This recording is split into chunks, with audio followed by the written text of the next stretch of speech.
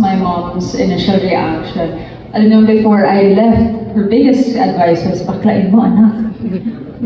You know, my mom is the queen of the gays. Your communication skills are excellent. Thank you po. Di lang po ko pinahawak ng mic, pero thank you.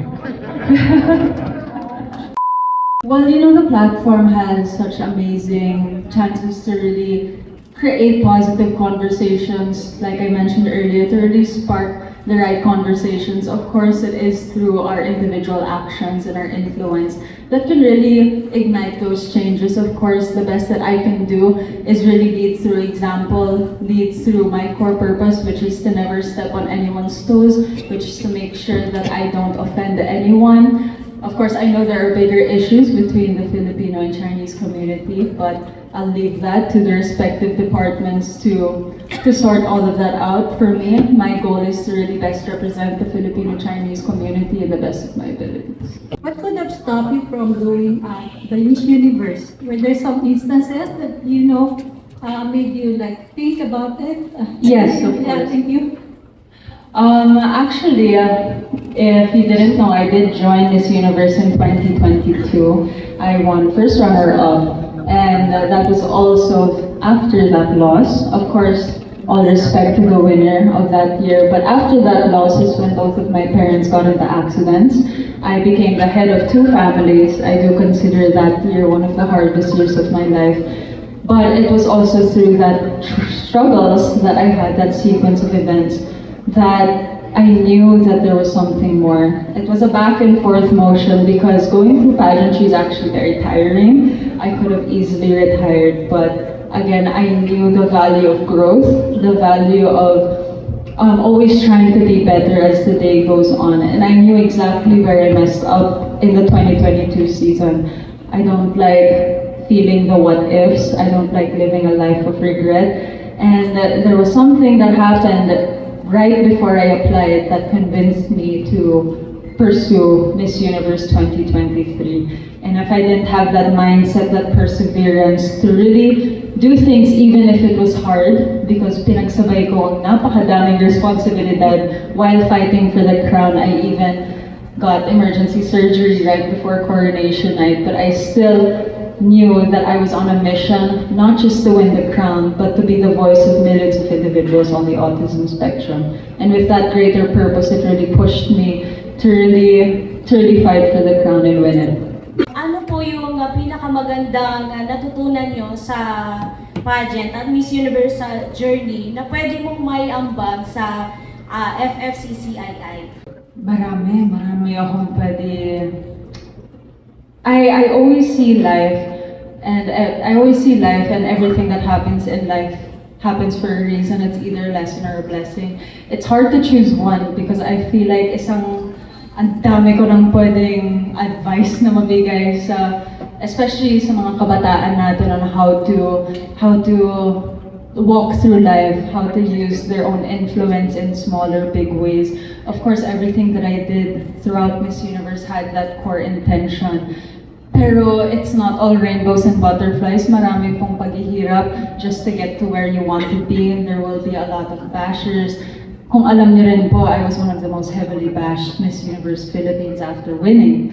But I won everyone's heart through hard work, dedication, and that perseverance of really trying to be the best representation that we all deserve. Kaya that's something that I'm very, very proud of. But, you know, it's really seeing all of your accomplishments and everything you do with a silver lining, with purpose, with dedication. And if I had to sum it all up, because there will always be naysayers, if I had to sum up my whole journey, it's really just knowing your why, knowing your purpose, and everything will flow from there. What was the feeling when after proclaimed as top 10 in the Miss Universe, was there a manifestation?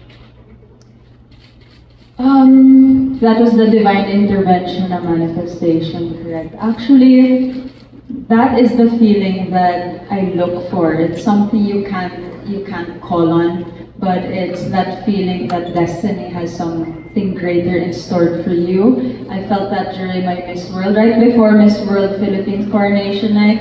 I felt that after Miss Universe, right before rather, Miss Universe 2023, and at El Salvador, surprisingly, I also felt that manifestation that there is something greater in store for me. And again, dito papasok yung everything happens for a reason, because as we all know, I did not bring home the crown, but I still came home received as a winner. And there are a number of silver linings that happened, which I'm still grateful for, but I know that is whatever happened, grabe po yung plano ni Lord sa akin. Ang dami niyang pinubuksan na oportunidad for me to still utilize the platform, to still reach out to everybody, to really become a better version of themselves. And with the crown or not, it doesn't take away the amazing voice and this amazing institution that we can still, become better. We can still choose to really influence those around us to also make their own mark in this world as well. Every year, my goal is, it sounds simple, but it's not that simple. It's really to become better, to find growth collectively. Of course, 2023 was a year of struggles, a year of triumph, and everything on repeat. And I've learned not to give myself such a strict timeline na by tomorrow dapat matapos to, by the next day dapat matapos to. I see my goals as very introspective. Na I just want to end my year so much better than I ended my last year, because that's how I measure success, is contentment and happiness, and that for me is really the best luxuries in life. But of course, I have been, this is years in the making, me to get to this point, not just 1 year, but years. Since 2017 is when I started considering pageantry. And grabe po yung growth ko overall. And again, 2023 has been a roller coaster ride of emotions. And if anything, I've just learned how to really walk the talk, like I mentioned earlier, and really utilize the platform that God has given me to better the millions of lives of people on the autism spectrum, to utilize my voice, to utilize my creativity, to amplify all of that, and to use my multifacetedness to really empower as many people as I can, of course. How does it feel to represent the Philippines? And for the second, as a beauty queen yourself, how significant do beauty pageants contribute to the society? Well, it's not hard to represent the Philippines because sobrang dugong Pinoy ako. I love being Pinoy. I've always been proud of calling myself Pinoy and proud of calling the Philippines my home. So to represent all of us was not the hard part. But the hard part was representing a pageant powerhouse country. Siyempre, we will always be one of the most critical fans, one of the most critical supporters. But also because, just like me, the Philippines is very multifaceted also. We all have very unique stories to tell. We have very beautiful tourist destinations that we need to highlight.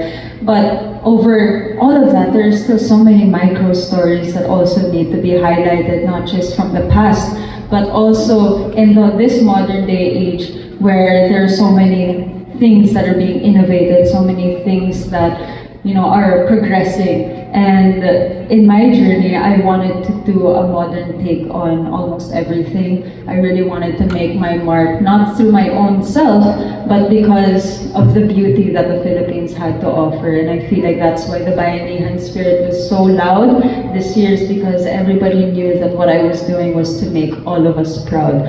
So that was my goal, that was my intention. Of course, I've always said that everybody has the capacity to become a beauty queen, both male and female, because in its essence, at this day and age, to become a beauty queen means really making a positive impact. And we all have that capability to influence those around us to become better. Of course, as a modern day beauty queen, that's my intention, that's how I see things. It's always up for interpretation, but it is an amazing platform if utilized correctly. With regards to your Miss Universe result in El Salvador, what is your mom's reaction with regards to the result in El Salvador? Well, first and foremost, my mom's initial reaction. Alam niyo, before I left her biggest advice was, "Baklain mo, anak." And you know, my mom is the queen of the gays. But when I came back, there was a video of me hugging her when I arrived in Naiya. That was the first time I saw her after El Salvador, and what she said was that there wasn't anything that I could have changed, wasn't anything that I should have changed, or, you know, minor tweaks, because in her eyes, my performance was flawless, and my mom is one of my biggest fans, but also one of my biggest criticizers. In full of love, of course, we all love my mom. But ayun nga, she didn't have anything for me to change. She was so proud of what I was able to do on stage, and so proud that I was able to make my own unique mark on that stage as well. Everybody knows that you're an open member of the LGBT community. So how do you think or see your being open helps you with your advocacies? The thing about me coming out, it was not a product of thinking that it could better my journey, because it did not affect my journey. If anything, the reason why I did come out was because people tried to take away my story, take away my narrative, and the best way to address that is to take back your story, take back your narrative, and take control over that. And of course, that was an amazing way for me to also empower anybody that might be going through the same thing, to never allow anyone to take your story away from you, because we all function in our own unique timelines. We should not be identified based on our sexual orientation, because again, our individuality is worth so much more than how we label ourselves. Ang dami-dami ng labels sa buong mundo. We don't have to force anybody to have those labels. And of course, through that representation, I know at least one person can feel empowered over that. But my whole journey this year has been about authenticity, about embracing my story and what I had to offer. That is admittedly something I did not embrace in my first 2 chances in the national level, but it's something that I fully embraced this year. And hopefully through embracing that short hair, through coming out, through really championing for my advocacies, it really represents breaking boundaries and changing stereotypes and empowering as many people to feel that you don't have to fit into a certain mold to become whoever you want to be. You don't have to fit into yung kinasanayan natin na long hair or ganitong itsura na beauty queens.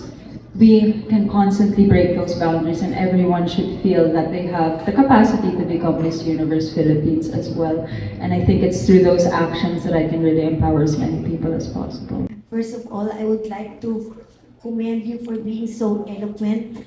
Thank you po. And it really shows that you have brain, you have a heart, and your communication skills are excellent. Thank you po. Di lang po ako pinahawak ng mic, pero thank you. I really credit a lot of my personal growth, my mindset, because of my Chinese side, actually. My grandmother, the late Regina D, was my biggest life mentor. Of course, when she passed away, I felt the biggest loss when she did. Of course, that also stems down towards my father, who was raised by my grandmother as well. And it's because of them that I truly learned the value of giving back. My grandmother dedicated her whole life to making sure that she can positively affect as many people around her by founding Inner Peace Foundation. My father also gives back as much as he can through his hepatitis C advocacy as well. And through their example growing up, I didn't feel the need for them to press anything onto me, because I could already live their life through what they're doing and what I see them doing with the platforms that they have. And that's something that I believe resonates throughout the whole Filipino-Chinese community, that we should be able to use what we have to create a better environment, not just for those around us, but for a greater community as well. I mean, the agenda is very simple, which is to make sure that we positively enforce and create opportunities for those around us. I mean, we're not trapped into a label of just being Filipino Chinese, because again, we are Dugong Chinese, but bigong Chinoy, but of course, we love the Philippines. Pusong Pinoy po tayong lahat. And yes, that's something I believe through and through. And I hope it also leaves a lasting